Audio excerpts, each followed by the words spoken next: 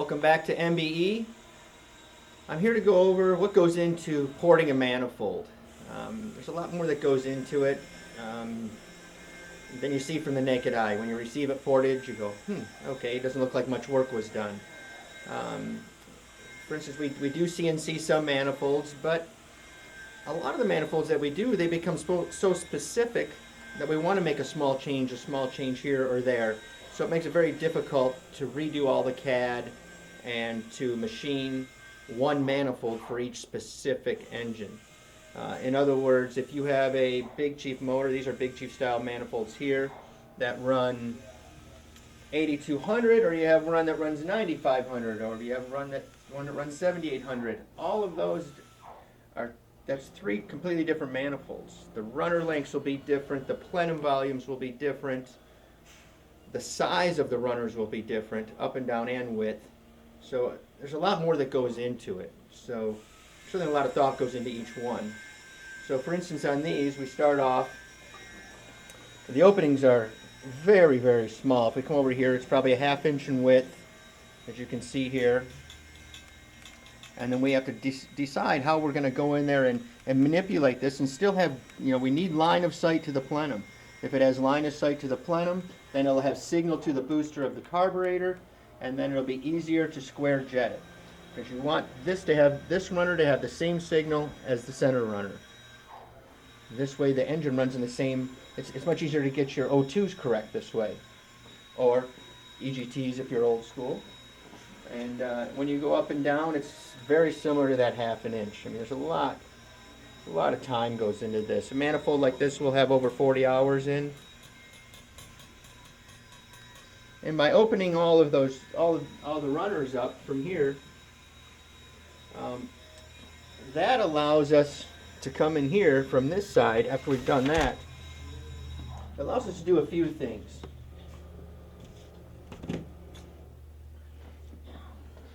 Well, for one, we can narrow the floor up, because now we'll bring this through. We'll decide if we want to narrow the floor up or if we want to narrow it up here, and that'll be dictated by how we set it up as far as at the flange up and down. So now the floor is much narrower than the one over here. It's somewhat hard to see, but it certainly is narrower. A wide manifold never really works that good. They're never happy when they're wide, but you can be too narrow also. But it allows us to do that, and then as we're porting it, these manifolds typically have large hooks in these runners right here, and anytime we can make this straighter, these runners straighter without a hook, the motor likes it. The motor would rather have this straight and make a turn at the cylinder head, pulling the charge in here, than having a nice big radius hook. If we had a nice big radius here that went all the way in here, the motor would not run as good. I know it's surprising to hear that, but the dyno and the track prove that. Okay, so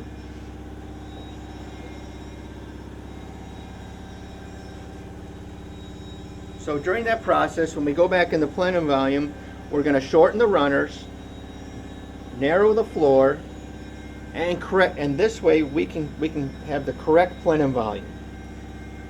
So we'll have measurements that we do from here to here that we decide on. We'll have measurements here to here depending on the cubic inch and RPM. The width of the runners will be dictated by the cubic inch and RPM on both the ends and everything. This is a fairly decent design manifold. This would be something that was copied from the cup stuff. So this would be like to us, we look at it, this is kind of like a 671 SP2 manifold on steroids. Okay, or 617, I mean. So it has line of sight to the end runners, you can see, because it has to, I promise you, I bring this up so often because the line of sight is so important to make sure that when the charge is brought through, the piston comes down, it pulls the charge in, that it has the same amount of signal to the booster as the straight runners, as the short runners do. The more efficient we can do that, making the end runners flow as much as the centers, the happier the engine is, because it's running in the same fuel curve. The fuel curve is much more correct. So as we go back in the plenum, we're shortening these dividers. We shorten these dividers, we pull this back. And as we pull this back, it gets this runner closer to the same length as the center runners. So we always try to pull this divider back right here. And this will be pulled back some. And when we pull those back, you can see we do not use large radiuses. You know, that might look like a sharp radius, but it's not. You know, I mean, we like a sharper radius. The reason why we want a sharper radius is because as the charge is pulled in, piston comes down, it pulls the charge in, okay? So with the larger radius, as the air goes into the runner, what happens is with the larger radius pushes the air and it comes together much further up the intake manifold. So as the engine speeds get higher, the cubic inch gets higher. Those are the two things that are going to create more airspeed. As those get higher, we need smaller radiuses, and this allows that to go further in. It's a complete opposite that you would think. You would think, oh, larger radius, it'll keep it attached longer, but it does not. You want a smaller radius so it'll stay attached. It'll stay attached much further down the port. And you'll see Pro Stock engines, you know, NHRA Pro Stock engines were probably the first to realize this, that the smaller radius helps so much. It helps it pull fuel, helps it accelerate. It just helps all of that. So then from there, you know, the carb flange is designed specific to your carb spacer, or the carb spacer that we offer, or your carburetor person offers, or your fuel injection that you're using. You know, all of that is made specific to what you're supplying us. So that's another reason why going here and CNCing is not always the best option. You know, having quality people do this correctly for each one is what's important. Okay, so as we're looking at the intake manifold plenum volumes, we always want to remember we're not dividing the intake manifold by 8 because it has 8 runners. We only pull in one charge at a time. So each charge, this is just a reservoir of air is what this is. Think of it as a reservoir. The piston comes down, pulls the charge.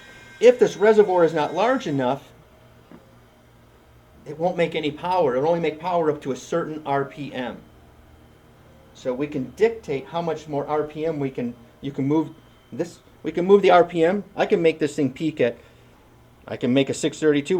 We can make a peak at 5,500 if we wanted, or we can make a peak at, let's say, 7,500. You know, to do that though takes a lot more material to do. But always remember, we do not divide by 8. This is just a reservoir to help pull the charge in. And I hope that explains a little bit more of what goes into this. Like I said, a manifold like this is over 40 hours. And we're just not going in there and just polishing. There's a lot of design that goes into it, a lot of thought that goes into it. And that's why you'll have guys that'll do manifolds for $1,200, but I am sure you will get a $1,200 job, because who in their right mind would want to port one of these manifolds and spend 50 hours in it for $1,200? I do not know, because it's very, very difficult. But when we do these manifolds, typical one of these is $1,800. It's not much more money. We probably do twice as much work than a $1,200 guy, and the results are significant. So I hope this answers most of your questions on the manifold. I hope you got something out of this, and thanks again for visiting.